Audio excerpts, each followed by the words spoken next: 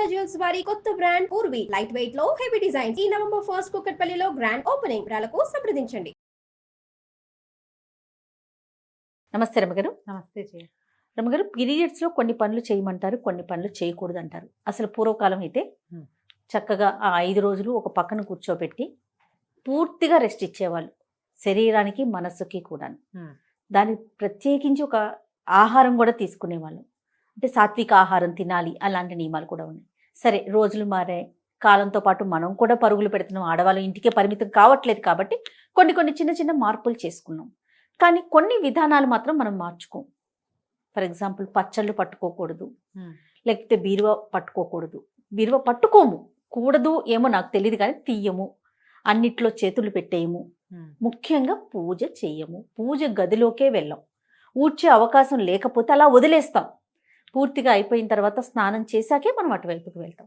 కానీ ఈ మధ్యకాలంలో కొన్ని సోషల్ మీడియాలో నేను చూస్తూ ఉన్నాను అమ్మగారు, ఎందుకు చేయకూడదు, తప్పేంటి, ఇది కూడా భగవంతుడు ఇచ్చిందే కదా, మొత్తం ఆయన బిడ్డలమే కదా, చేస్తే ఏమవుతుంది, నేను ఇలా చేసేసాను, నాకేం కాలేదు, నేను చాలా హ్యాపీగా ఉన్నాను, ఇలాంటి కామెంట్స్ చూస్తూ ఉన్నామండి.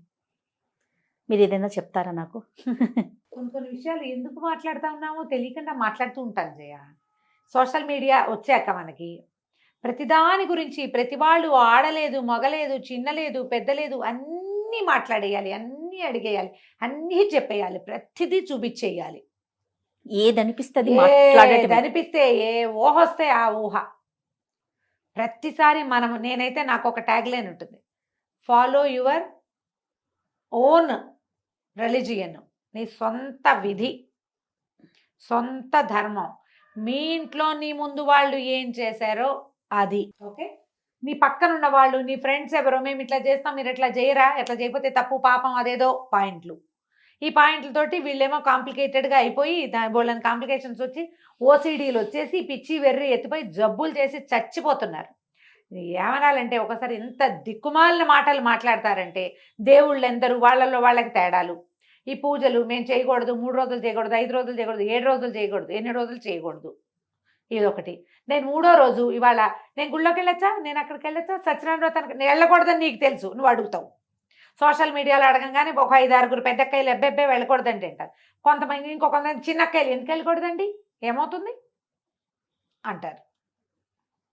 మీకు ఓన్ విల్లు లేదు, మొదట ఎవరికీ లేదు. సొంతంగా నేను ఏం చేయొచ్చు, ఏం చేయకూడదు అనే ఒక బుక్ లేదు మనకి. మన ఇంటికి ఒక రూల్ బుక్ ఉంది, ఆ చచ్చిన మన ఇంటి రూల్స్ మనం వినం. ప్రతి ఒక్కరికి ఉంటుందిగా, ప్రతి ఒక్కరికి ఇదైతే ఉంటుంది కదా. పీరియడ్ సమస్య ఈ సంవత్సరమే పుట్టింది కాదుగా, సోషల్ మీడియాతో పుట్ల, అది అనాదిగా దాంతోటే మనం బతికుంటున్నాం, మనం ఉన్నాం, అసలు అంతే కదా, అనాదిగా ఉన్నదే కదా. ముందు నుంచి ఫాలో అయ్యే వాటిలో అమెండ్మెంట్లు చేరుతూ వస్తూనే ఉన్నాయా.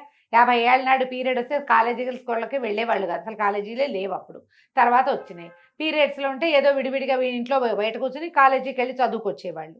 అందుకని కాలేజీ నుంచి రాగానే అందరూ బట్టలు మార్చుకునేవాళ్ళు. తర్వాత ఆఫీసులు వచ్చాయి, ఉద్యోగాలకు వెళ్తున్నారు. మధ్యలో డ్యాన్స్ అయ్యి, ఎగిరి దూకు, షటిల్ ఆడు, బ్యాడ్మింటన్ ఆడు, ఇది వాడుకో, దానివల్ల అది కూడా ఆడేయచ్చు, లాంటి యాడ్స్ కూడా చూసాం. అవును, ఇది కరెక్టా, అది కరెక్టా, పీరియడ్స్లో ఏం ప్యాడ్స్ వాడాలి అనేది విస్తృతమైన చర్చలు చేసాం అందరం, పిల్ల మేక ఎవరిని వదిలిపెట్టలా, పెద్దవాళ్ళు చిన్నవాళ్లతో సహా. అక్కడి నుంచి ఈ గోల. ఇప్పుడు పూజ ఎందుకు చేయకూడదు, నేను చేశాను, this is my first day, I'm doing puja లాంటి వ్యవహారాలు కూడా వచ్చినాయి. అమ్మ, 2 ప్రధానమైన విషయాలు మనం తెలుసుకోవాలి. మనం రోజువారీ క్రియల్లో మాట్లాడదాం. మొదట, నువ్వు స్నానం ఎప్పుడు చేస్తారు జనరల్గా అందరూ? ఉదయమో మధ్యాహ్నమో చేస్తాం, ఎలా కుదిరితే ఎట్లా. దాని తర్వాతే భోజనం చేస్తారు కదా. అన్నం తినగానే మీరు స్నానం చేస్తున్నారా ఎవరైనా? అన్నం తిని స్నానం చేయకూడదు, బేసిక్ రూల్ తెలుసు కదా. అవును, ఎందుకు? దానికి ఒక క్వశ్చన్ ఉందిగా, సైన్స్ ఏమిటి? అన్నం తిన్నాక మనం పొట్టలోకి ఇంత ఆహారం పడేస్తే శరీరంలో ఉన్న రక్తం అంతా వెళ్ళి ఆ పొట్ట మెషిన్ మీద పనిచేస్తుంది. అవును, ఇలాంటప్పుడు నువ్వు నీళ్లు పోసి ఆ మెషిన్, వేడెక్కి ఉన్న మెషిన్ మీద పెన మీద నీళ్లు చల్లినట్టుగా నువ్వు నీళ్లు పోస్తే డైజెషన్ ప్రోగ్రామ్ ఆగిపోయి జబ్బు చేస్తుంది. ఇది అందరు ఒప్పుకుంటారు కదా, బేసిక్ రూల్. పిల్లలకి కడుపు నిండా పాలు ఇచ్చి లేదా బాగా చక్కగా సెర్లాక్ తినిపించి నీళ్లు పోతే కక్కేస్తారు, తెలుసు కదా అందరికి. అవునండి కదా. ఇప్పుడు పీరియడ్ టైం అందరికీ రాదు, కొంత మగవాళ్ళకి అస్సలు 0, ఓన్లీ ఆడవాళ్ళకి. 10 ఏళ్ళు దాటిన తర్వాత 50 ఏళ్ళకి 55 ఏళ్ళకి దగ్గరలో ఈ మొత్తం పీరియడ్ అంతా ప్రతి నెల ఈ ఋతు అవస్థ ప్రతి ఆడవాళ్ళకి వస్తుంది. ఋతుస్రావం అత్యంత సహజమైన క్రియ, స్త్రీ శరీరంతో చేయబడుతుంది. అది నెలంతా మీ శరీరం ఏం చేస్తుంది, ఒక 20 రోజుల పాటు పనిచేసి స్త్రీల లోపల గర్భధారణకి అనువుగా ఒక బ్యాగ్ని ఏర్పరుస్తుంది. అవును, దాని పని అది చేసుకుంటూ ఉంటుంది దాని సిస్టమ్ ప్రకారం. ఎప్పుడైతే గర్భధారణ సమయం దాటిందో, ఎప్పుడైతే ఓవ్యులేషన్ పీరియడ్ దాటిపోయింది, అక్కడ ఏమి ఓవ్యులేట్ అవ్వలేదు, ఏం అవ్వలేదు, గర్భావస్థ రాలేదు, తర్వాత ఏమవుతుంది, షెడ్ అయిపోయి దాని అంతట అది ఊడిపోయి దాని ఏ ముచుకకి అది పట్టుకుని ఉన్నదో ఆ బ్యాగ్ అది వదిలేస్తుంది. అది స్లోగా బయటకు వచ్చేస్తుంది, డిశ్చార్జ్ అయిపోతుంది.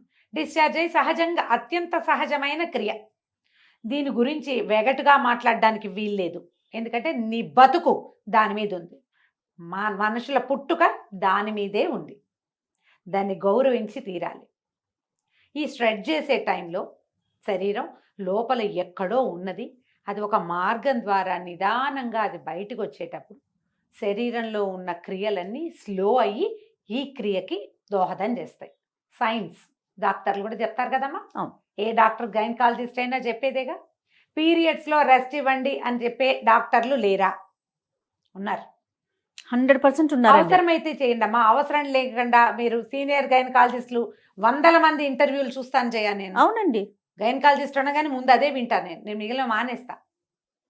పీరియడ్ టైంలో సాత్వికంగా తినండి, గైనకాలజిస్ట్ చెప్పకర్లా, మన ఇంట్లో ఉన్న ముస్సిలి మా అమ్మ కూడా చెప్తుంది. అవును, హాయిగా లైట్ ఫుడ్ తినండి, రెస్ట్ తీసుకోండి, ఓ పక్కన ఉంచండి. కొంతకాలము దీని మీద అవగాహన లేక వీళ్ళని స్నానాలు చేయనివ్వకుండా ఒక మురికి చీకటి కొట్లలో వాళ్ళని చూస్తేనే పాపం అన్నట్టుగా జరిగింది. నేను కాదని అన్నం, ఒక రకమైన అవగాహన లోపమే కానీ అసలు క్రియ మాత్రం చేశారు, వీళ్ళకి రెస్ట్ మాత్రం ఇచ్చేవాళ్ళు. అవును, దీనికి ప్రధానంగా కావాల్సింది రెస్ట్. అది జరిగింది, అదైతే జరిగేది. వాళ్ళని ఇంటి పనులలోకి రానివ్వకుండా ఓ పక్కన వచ్చారు, చూస్తేనే పాపం అన్నట్టుగా ప్రవర్తించిన వాళ్ళు కూడా కొంతమంది ఉన్నారు.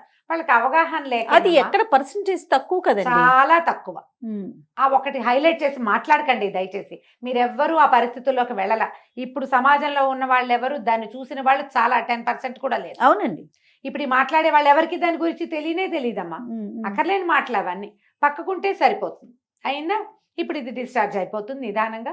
అప్పుడు నువ్వు తిండికి ఎక్కువ అవి ఇవి తినేసి వృక్ష పదార్థాలు తిని పొట్టకి పని కల్పించద్దు.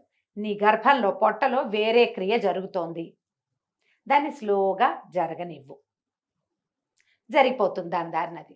అయిపోయాక 4 రోజులు అయితే జనరల్గా పాత రోజుల్లో 3 days ఫుల్ బ్లీడింగ్ అయ్యేది, ఇది లెక్క. 4వ రోజు స్వల్పంగా ఉండేది, 5వ రోజున మార్నింగ్ 5వసారి స్నానం చేస్తే 5th day మార్నింగ్ మీరు తల స్నానం చేస్తే మీరు పూజ చేసుకోవచ్చు, ఇది చేసుకోవచ్చు, అన్నీ చేసుకోవచ్చు అనే విధి ఎప్పుడు ఉండేదంటే, అప్పట్లో ఆడవాళ్ళు వంగి లేచి కూర్చుని నీళ్లు పట్టుకుని నీళ్లు తెచ్చుకుని కూర్చుని గొంతు కూర్చుని వంట చేసి బావిలోంచి నీళ్లు తోడుకుని చల్లటి నీళ్ళ స్నానం చేసి వాకిళ్ళూడ్చి బియ్యం దంచి ఇన్ని పనులు చేసేటప్పుడు ఈ 4 days ఖచ్చితంగా ఉండేది. నాకు కూడా తెలుసు, నా సొంతంగా కూడా. ఎప్పుడైతే మనం ఈ సుఖాలు అలవాటు పడే బాత్రూమ్కి వెళ్ళడానికి నడవము, మనము కింద కూర్చొని ఏ పని చేయము, ఏమి దంచము, తొడము, కడగము, ఊడము, చెరగము, ఏ పనులు లేవు. ఇప్పుడు పీరియడ్స్ పైకి కిందకి సహజంగా అయిపోతున్నాయి అందరికీ కూడా. ఇప్పటికీ కూడా 4th dayకి బ్లీడింగ్ పూర్తిగా ఆగిపోయే వాళ్ళు 50% ఉన్నారా లేదా? ఉంటారు ఖచ్చితంగా. అందుకే ప్రెగ్నెన్సీలు, నార్మల్ ప్రెగ్నెన్సీలు చాలా ఉన్నాయి కదా, ఉన్నాయి కదా. నార్మల్ ప్రెగ్నెన్సీ ఎవరికి వస్తుంది? పీరియడ్స్లో ఫ్లక్చుయేషన్స్ లేని వాళ్ళకి నార్మల్గా ప్రెగ్నెన్సీలు వచ్చేస్తాయి. ఏదో ఫ్లక్చుయేషన్ ఇబ్బంది ఉందంటే మీరు పని చేయకపోవటం వల్లే అని నేను అన్ను, రకరకాల ఎలిమెంట్స్ అయ్యి ఉంటాయి. అయినా ఇప్పుడు ఈ క్రియలో ఇది సహజమైనది, మీకు అందరికీ తెలుసు, నేను మళ్ళీ చెప్పాను. వేరే పూజ దగ్గరికి వద్దాం. వాట్ ఈజ్ పూజ? ఏంటమ్మా పూజ? భగవంతుడు నువ్వు 2 పూలు తెచ్చి ఊరికి ఇక్కడ పడేసి అలంకారం చేసుకోవటం కాదు. నీ పూజ చేస్తే మన శరీరంలో ఉన్నటువంటి బ్లడ్ పైకి వెళ్తుంది, చక్రాస్లో ఉన్న ఎనర్జీ పైనున్న సహస్రారంలో ఉన్నటువంటి శక్తిని చూడ్డానికి పైకి వెళ్తుంది. అది మనకి ఇప్పుడు పీరియడ్లో శక్తి అంతా ఎక్కడికి వెళ్తోంది? తిరోగమనంలో ఉంది, కిందకి వెళ్తోంది. ఈ కిందకెళ్ళే శక్తిని నువ్వు పట్టిలాగి పైకి తీసుకెళ్తానంటాం, ఏంటి గొప్ప అది? ఏంటమ్మా అది? ఎందుకు చేయాలి ఆ పని? పూజ అంటే నువ్వు పువ్వులు పెట్టడం, ఐఎమ్ డూయింగ్ పూజ, నాకు ఇంగ్లీష్లో 4 వాక్యాలే వచ్చమ్మా, అంతకంటే రావు, ఇవే వచ్చు. డూయింగ్ పూజ అంటే ఏమొచ్చు మీకు? ఏవో 2 పువ్వులు పెట్టి ఒక దీపారాధన చేసి ఒక అగరత్తులు వెలిగిస్తే అది పూజ ఏం అయిపోదు. ఇది ఊరికే క్రియ చేస్తున్నాం అంతే. మనం పూజ అంటే ఏదైనా చదవటం, ఏదైనా భగవంతుడికి ఆత్మ సమర్పణ చేయటం అమ్మా పూజ అంటే. అది క్రియ కాదు, ఉమ్. క్రియ కాదు. ఈ పై క్రియ చేసి నేను పూజ చేశాను, పీరియడ్స్లో ఉన్నాను, నేను చేస్తున్నాను, నాకేమీ కాలేదు, మీకు కూడా ఏం కాదు, చెయ్యండి అంటే నువ్వు ఒకదానివి 2 పువ్వులు పెడతావు. నేను అట్లా పెట్టను, నా పూజ అది కాదు. నాకంటే పూజ అంటే ఇంకోటి ఉంది. నువ్వు చేసావని నేను చేయకపోయినా ఎవరో ఒక పిచ్చి మొహాలు 5-6 గట్టిగా అవి ఇవి చదువుకుని చేస్తే వాళ్ళ బ్లడ్ పైకి పంప్ అవుతానంటుంది, ఓ పక్కన బ్లడ్ ఫ్లో కిందకి వెళ్తుంది. ఎందుకు చేస్తారమ్మా ఈ పనులు? ఎందుకు చేయొద్దన్నారు? అసలు పీరియడ్లో ఈ పని వద్దు అని ఎందుకు చెప్పారంటే 2 పద్ధతులు. తిరోగమనం కిందకి ఫ్లో అవుతున్న దాన్ని నువ్వు పైకి పంప్ చెయ్యొచ్చా? ఈ పూజ పిచ్చి ఎందుకు? 5 రోజులు నువ్వు ప్రశాంతంగా ఉండొచ్చే, 4 రోజులు పూజొద్దు, వంట తంట చేయబోక హాయిగా ప్రశాంతంగా ఉండు, నీ శరీరం బాగుంటుంది, నీ హార్మోన్స్ చక్కగా ఫ్లో అవుతాయి. ఓవేళ నీ ప్రెగ్నెన్సీలు మనం ఇప్పుడు కంటల్లో 5 వరకు అంటే బాగా కనేవాళ్ళమ్మా. అవును. ఇప్పుడు కనడాలు లేవు, ఎవరు 1, 2 కంటాం. కొన్ని అసలు 1 కూడా వద్దనుకునే అవి కూడా తయారైనాయి ఇప్పుడు, అవి వద్దని. కానీ మీకు మీ శరీరం తన పని చేస్తుంది. బుద్ధి నీది, వద్దనుకునే బుద్ధులు మనవి. శరీరానికి మాత్రం దాని ప్రకృతి ధర్మం ప్రకారం ప్రతి నెల అది రెడీ అవుతూనే ఉంటుంది. నువ్వు వద్దన్నా అది మాంద కదా. నువ్వు అదేం చేస్తుందో దాన్ని చేయని, అది ఏ రకంగా వెళ్తుందో దాన్ని వెళ్ళని వాళ్ళు. కానీ నీ ఐడియాస్ తోటి శరీర ధర్మాలని పాడు చెయ్యొద్దు. పూజ చేస్తే నాకేమీ కాలేదు, నాకేమీ కాదు అన్న నమ్మకం నీకుంటే నువ్వు నీ ఇంట్లో చేసుకో, దాన్ని ఫేస్బుక్లోను వాటిలోనూ పెట్టకు. నేను కొన్ని ప్రశ్నలు ఎప్పుడు ఎదుర్కొంటాను జయ. వాళ్ళ 4th డే గుళ్ళోకి వెళ్తా, ఎప్పుడు వెళ్ళను, ఎందుకు అడుగుతారమ్మా? నాకు తెలియక అడుగుతా. సొంతంగా డిసైడ్ చేసుకోరు మీరు. ఇది మీ పర్సనల్ థింగ్ కదా. అంతే నాకు కదా. ఎంత కోపం వస్తుందో జయ. అంటే ప్రశ్నలు అడిగితే మీ కోపం వస్తుందా? పెద్దవాళ్ళు మీరు ఇలా మాట్లాడచ్చా అంటారు రమ్మగారు. నువ్వు కూడా అంటావు. అవును, నువ్వు కూడా అదే మాట అంటావు. నేను అంటాను నీ సొంత పర్సనల్ థింగ్ నువ్వు ప్రతిసారి చేస్తావు. మీ ఇంట్లో మీ అమ్మ చెప్పింది, అమ్మమ్మ చెప్పింది, మేనత్త, అత్తగారులు అందరూ చెప్పుంటారు కదా, ఈ క్రియ ఉన్నప్పుడు ఇది చెయ్యకూడదు అని. నాతో అవుననిపించుకోవాలని మీరు ఎందుకు అనుకుంటారమ్మా? అసలు తప్పు కదా అది. నాకేం బ్లీడింగ్ లేదండి, నువ్వే డిసైడ్ చేసుకో.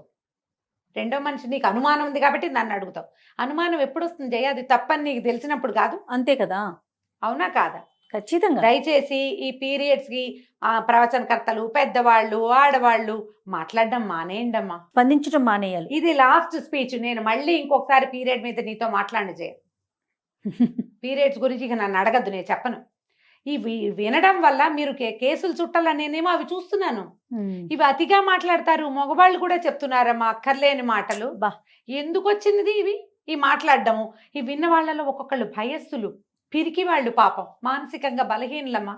ఇవి విని భయపడి చచ్చి అదేదో ఎక్కడైనా అంటిందేమో, ఏదైందేమో, ఓసిడీకి లోనయ్యి జీవితాలు మిజరబుల్ చేసేసుకుంటున్నారు జయ. 40 పైన కేసులు మాట్లాడాను జయ ఈ ఒక్క విషయం మీద. నేను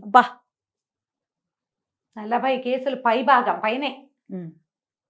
ఒట్టి శుభ్రత అది కాదు, పీరియడ్ రిలేటెడే చచ్చిపోవడానికి సిద్ధమయ్యే కేసులు చూస్తున్నా నేను. సూసైడ్లు చేసుకుంటున్నారు, దాంట్లోకి వెళ్ళిపోతున్నారు. పిల్లలు కలిపేశారని, ముట్టు కలిసిపోయిందని, అదేదో పంప మునిగిపోతుందని, ఆ 3 రోజులు వాడుకున్న బట్టలు మళ్ళీ వాడుకోకూడదని, గాజులు వేసుకున్న వాళ్ళు గాజులు కూడా తీసి బయట పారేయాలని, ఎన్నెన్నో మార్చాలి, ఇల్లంతా కడిగేసేయాలి, బట్టలన్నీ ఉతికేసేయాలి, దుప్పట్లన్నీ తీసి బయట పారేసేయాలి, పిల్లలు స్కూల్ నుంచి ఇంటికి వస్తే డేగ కళ్ళతో ఆ పిల్లలకి తల్లికి రిలేషన్ ఉండటల్లా ఇట్లా అవుతోంది. మీరందరూ మాట్లాడడం మానేయండి దయచేసి. అయితే అతివృష్టి రేపు అనావృష్టి చూస్తున్నాం. అవునా కదా రమ్మగారు? ఎవరి ఇళ్లలో ఏముందో వాళ్ళ ప్రకారం వాళ్ళని పాటించుకొనివ్వండి దయచేసి. పీరియడ్స్లో చేయొచ్చా అని ఎవరైనా అడిగితే అమ్మా, ప్రవచనకర్తలు మీరు మాట్లాడకుండా ఉంటే చాలా రకాల మానసిక సమస్యలకి అసలు సమాధానాలు లేని స్థితిలో వాళ్ళని పెట్టేసిన వాళ్ళం అవుతున్నాం. నేను కూడా ఇంక్లూడెడ్ జయ. నేను చెప్తున్నా కదా, చేసిన పాపని చెప్తే పోతుంది. ఇదే లాస్ట్ వీడియో జయ. ఇక మళ్ళీ పీరియడ్ రిలేటెడ్ ఇష్యూ క్వశ్చన్, ఏ పండగ గురించి నువ్వు పీరియడ్లో ఉంటే ఎప్పుడు చేసుకోవాలమ్మా? పోలిపాడ్యమి నాడు దీపం పెట్టాలి. పాడ్యం వెళ్ళిపో రోజు నువ్వు బయట ఉన్నావు, 5 రోజుల తర్వాత మార్గశిర మాసంలో దీపం పెట్టమని నేను చెప్పచ్చా నీకు? తప్పు కదా. వినాయక చవితి నాడు పీరియడ్ వచ్చింది, ఎప్పుడు చేసుకోవాలి? ఏమి ఒక సంవత్సరం మానేసి వచ్చే సంవత్సరం చేసుకోకూడదమ్మా. కాదు రమ్మగారు, వినాయక చవితి పూజ దగ్గర నుంచి దసరా నవరాత్రుల దగ్గర నుంచి ప్రతి దానికి ఈ ప్రశ్నే చూస్తూ ఉంటాం అయినా మనం. కార్తీక మాసం, అది కూడా కార్తీక మాసం 5 రోజులు దీపాలు పీరియడ్ వచ్చింది మా ఇంట్లో దీపం ఎలా ఏమవుతుంది కొంప మునక మానేసేయండి. తర్వాత పెట్టుకో. నీ స్థితి నీకు ఒకదానికే కాదు కదా, నీ చుట్టూతో ఉన్న ప్రకృతి కూడా తెలుసు కదా.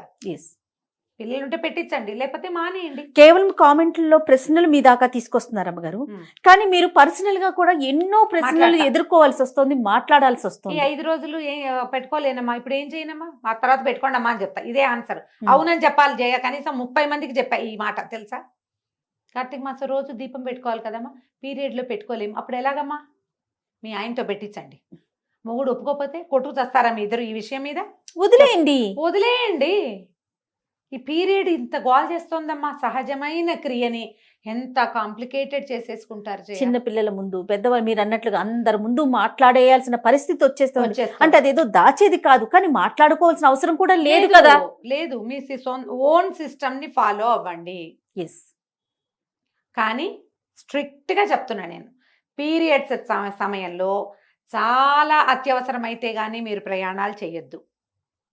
సాధ్యమైనంత లైట్ ఫుడ్, సింపుల్ ఫుడ్ తీసుకోండి.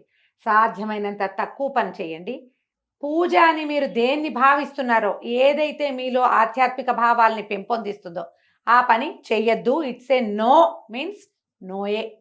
ఆధ్యాత్మిక భావాల పెంపొందించడం అంటే బ్లడ్ ఊర్ధ్వగామి అవుతుంది, రక్తం పైకి వెళ్తుంది, అది చేయకూడదు. శరీరాన్ని దాని పని దాన్ని చేసుకోనివ్వండి. రైట్. నమస్తే. నమస్తే.